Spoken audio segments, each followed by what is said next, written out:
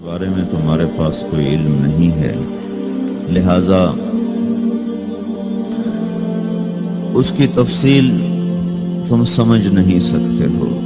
روح آسمان سے آتی ہے، جسم زمین میں بنتا ہے، پھر 4 مہینے بعد اللہ اس کو آپس میں جوڑ دیتا ہے، زندگی متحرک ہو جاتی ہے، روح ہی کے ساتھ زندگی کی بقا رہتی ہے۔ جب اللہ اسے واپس نکال لیتا ہے تو سارے ٹائٹل ہٹ کر صرف ایک نام سب کو مل جاتا ہے، اور وہ میت کا ہوتا ہے۔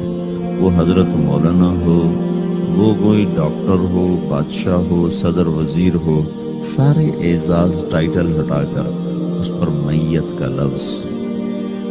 کاش تم دیکھ سکتے وہ منظر جب اللہ کے فرشتے نافرمانوں کی روح کو نکال رہے ہوتے ہیں تو ان کے منہ پہ بھی مارتے ہیں، ان کی کمر پر بھی مارتے ہیں، اور اخرجوا انفسکم اليوم، نکالو آج اپنی روحوں اور جانوں، اب تم بچ نہیں سکتے ہو۔ وہ پیچھے ہٹنا چاہتے ہیں، رب ارجعون، مجھے واپس کر دے تھوڑی دیر کے لیے، لعلی اعمل صالحا، اب میں پورا ٹھیک مسلمان بن کے چلوں گا۔ اور حدیث پاک میں آتا ہے کہ ملک الموت اترتا ہے، اس کے ساتھ 4 فرشتے ہوتے ہیں، اور ملک الموت کہتا ہے ایتھا النفس الخبیثہ کانت فی الجسد الخبیث، اے خبیث روح جو خبیث جسم میں تھی، اخرج، باہر آؤ۔ تو وہ حیران، پریشان، خوف زدہ، تو اس کے جواب میں اس کو ملک الموت کہتا ابشری بحمیم وغساق وآخر من شکلہ ازواج، تیار ہو جاؤ خوفناک عذاب کے لیے اور کھولتے پانیوں کے لیے، کانٹے دار جھاڑیوں کے لیے، اور بے شمار عذاب کی شکلوں کے لیے۔ تو اس کی روح کو جب کھینچتے ہیں تو رگ سے وہ کٹ کے نکلتی ہے، تو سارا وجود زیر و زبر ہوتا ہے، سکرات کا درد ساری دنیا کے دردوں پر حاوی ہے۔ جب اس کی روح نکلتی ہے اور اس کو لے کر آسمان پر چلتے ہیں تو دروازے پر پہنچتے ہیں تو اندر سے فرشتے پوچھتے ہیں کون ہے؟ کہتے ہیں فلاں کا بیٹا ہے۔ کا نفس خبیثہ فی الجسد الخبیث، یہ تو وہی بدماش ہے جو بدماش جسم میں تھا، یہ وہ بدبخت روح ہے جو بدبخت جسم میں تھی، اس کے لیے آسمان کے دروازے نہیں کھل سکتے، اسے واپس کر دیا جائے۔ تو آسمان کے دروازے لا تفتح لهم ابواب السماء ولا يدخلون الجنة حتى يلج الجمل في سم الخياط، کہ ان کے لیے آسمان کے دروازے نہیں کھلیں گے اور ان کے لیے جنت کے دروازے نہیں کھلیں گے، پھر یہ وہاں سے نیچے گرائے جاتے ہیں جو اللہ کا قید خانہ ہے، سجین، وما ادراک ما سجین کتاب مرقوم، وہ تمہیں خبر نہیں کہ وہ کیا خوفناک قید خانہ ہے جو اللہ تعالیٰ نے بنایا ہے، اسے وہاں دھکیل دیا جاتا ہے۔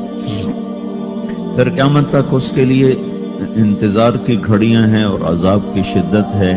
اور جب کوئی نیک آدمی اللہ تعالیٰ کے دربار میں جانے کا اس کا وقت آتا ہے تو اس کے لیے بھی فرشتے آتے ہیں اور آ کر اس کو خوشخبری دیتے ہیں اور آ کر اس کو تسلی دیتے ہیں کہ آپ غم نہ کریں، پیچھے والے بھی آپ کو مل جائیں گے، آپ خوف نہ کریں، آگے ساری منزلیں آپ کے لیے آسان ہیں، آپ کے لیے جنت بھی تیار ہے، رب بھی مہربان ہے۔ اور حدیث پاک میں آتا ہے کہ ملک الموت اور 4 فرشتے آتے ہیں، وہ 4 فرشتے اس کو سہلاتے ہیں، دباتے ہیں کہ موت کا درد اسے محسوس نہ ہو، اور ملک الموت فرماتے ہیں ایتھا النفس الحمیدہ کانت فی الجسد الحمید اخرجی، اے نیک روح جو نیک جسم میں تھی، باہر آؤ۔ کیا کرو؟ وَأَبْشِرِي بِرَوْحٍ وَرَيْحَانٍ وَرَبٍّ رَاضٍ عَنْكِ غَيْرِ غَضْبَانٍ، آپ کو بشارت ہو، آپ کے لیے جنت تیار ہو چکی ہے اور وہاں کی ساری نعمتیں آپ کے لیے میسر ہو چکی ہیں، اور اللہ آپ پہ راضی ہو چکا ہے اور اللہ آپ پہ خوش ہو چکا ہے۔ اس پر اس کی روح کو نکالا جاتا ہے، پھر سارے فرشتے اس کو استقبال کے ساتھ جو آسمان پر لے جاتے ہیں تو اندر سے پوچھتے ہیں کون ہے؟ کہ فلاں کا بیٹا، فلاں کی بیٹی۔